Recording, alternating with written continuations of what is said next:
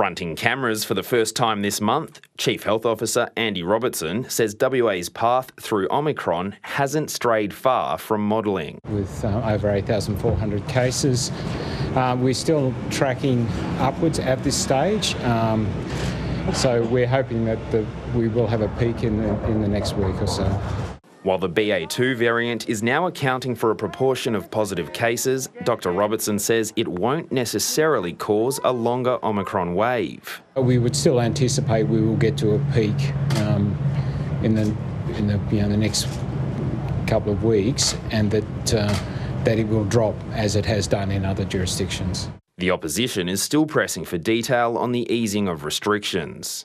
Surely that modelling is sufficient and adequate for us to be able to use it to determine when these restrictions need to be removed. But Dr Robertson had little to share about the review into restrictions currently underway.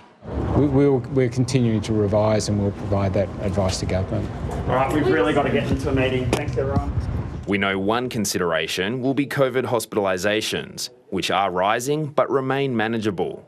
One thing keeping them that way is the COVID Care at Home program, which has seen 1,300 people provided with equipment like oximeters so they can be monitored at home.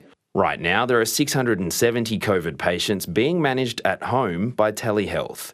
Since it began, only 33 have later required hospitalisation.